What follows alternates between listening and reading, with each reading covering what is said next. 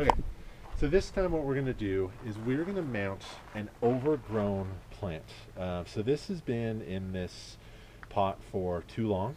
And before you go and tell me that I'm a terrible orchid grower, I actually left it in here a little bit too long on purpose for the sake of this demonstration. I wanted to have a plant that was a little bit overgrown. So first thing I'm going to do, this has got some very old potting mix in it. I'm going to take this out and I'm just going to dump this potting mix. It looks like it's mostly perlite, and so sometimes you'll notice in some of my other videos what I'll do sometimes with pots with orchids when I repot them is if I pull them out and it's got a really tight root ball and everything is really healthy in there, I won't mess with that. I don't want to mess with that. I don't really think there's a reason. I can guarantee you there's people out there that will thoroughly disagree with me.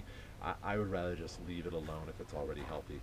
In this case, there's not a whole lot of good mix in there, and these roots are already kind of dry and gnarly, but you'll notice that we've got really beautiful, nice tips on here. So this is a very healthy plant. It just was desperate for a repotting. We've also got, if you look at the growth structure, this is the very first pseudobulb one, and it just grows over time. Each one gets progressively bigger. This is the newest one, and we've got some new, that's the newest lead that hasn't quite come out yet, but there's probably two in here. So this is a very healthy, happy plant. So what I'm going to do, same thing I've done with my other mounting videos, is I'm going to make a determination of how big this plant's going to get. So this is Dendrobium discolor. It gets fairly large. I don't think I have a larger one to show, but this gets fairly large. So what I'm going to do is pull a pretty big mount. So this mount it's larger than the plant is. I like this mount. I like the way it looks. It feels right for this plant. And what's going to happen with this over time, what I hope will happen is, as this thing is mounted, this thing is just going to turn into a ball of orchid over years, over a couple of years. This is a hardy, healthy plant. I don't think it's actually going to take very long, maybe in 2 or 3 or 4 years. This thing, my hope is that this is going to be a wire sticking out of a massive ball of orchid. So what I'm going to do is mount this bad boy. So same thing as before. Dendrobiums in general appreciate somewhat compressed roots. So I'm going to give this a little bit more of a tight situation down on the bottom here. Again, I'm going to take my sphagnum moss. It's soaked, ready to go sphagnum moss, and I'm going to give this not too much. Again, you need to figure out the mounting requirements for your situation. I live in a very unique situation. I've grown and mounted orchids in California and in much drier parts of Hawaii. I currently live in a extremely wet part of the world, one of the wettest parts of the entire world. We get well over 100 inches of rain a year. So this plant is a water lover either way, so I'm going to give it quite a bit of amount. If you live in California, you might put a lot more sphagnum moss around this, but I'm going to stick with that. So I like the way this looks. Notice what I did too. This is important, and I was kind of talking through this. I've got my youngest growth here, and you can see progressively larger growth. I put my newest, tallest cane against the wood, and this new growth that comes out here, it's going to come out. I want it to come out right there, and it will. It'll come out right there, and these roots will spread up here. So I'm very purposefully putting this where I want it to go, in the placement direction, and whatever the all directions. I don't know what the right word is. Okay, so same process that I do with all my mounts. I'm going to move the wire down a little bit to the side. I'm going to push this in and hold this with, if it hurts you, you can do it with your belt. You can put a little, I don't know, if this is easier for you, I just find it easier to hold like this. In the past, I have tried making a jig to clamp orchids. So you, to clamp them out, you clamp them out. I just don't find it particularly helpful.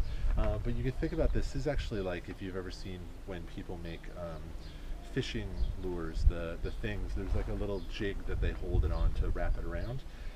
I'm just doing that kind of with my gut. So I'm going to take my line, give myself enough at the end so that I can tie it. So this is maybe 4 or 5 inches. I'm going to hold that in the back with my index finger. And now I'm going to start wrapping. So this is a fairly large plant.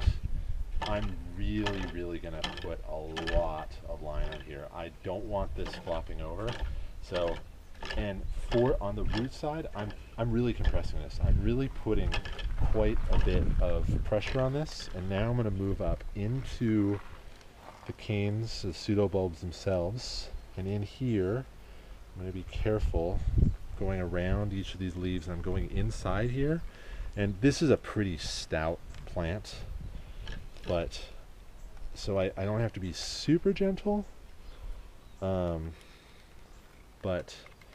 I also don't want to cut it. If you're Hercules, you may actually sever the plant, and you don't want to do that. So I'm really just doing a thorough, tight job in here. So at this point, it wouldn't hurt to actually give it a little bit of a test. So if I pull this down, that's pretty firmly affixed. I'll do, for good measure, I'm going to do one more mount on here, one more twist around. And one thing that I like to get the line off here as soon as I can, meaning as soon as the plant is fully mounted and all of these roots have fully adhered to this mount, I'll try to actually start cutting off this line. Don't be crazy about it. If the plant isn't fully secured and you pull this off, the plant could fall off and you're starting over from square one. So the point of that is that when you put this on, try to make it look good, because it may be on here for a few years. It may be on here permanently. You don't know. Okay, so last thing is I'll turn it over now. I've been holding on to both ends the whole time, and I can just do a very simple little knot.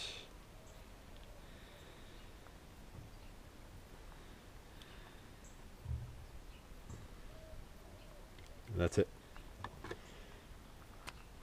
Last thing is twist up my mount.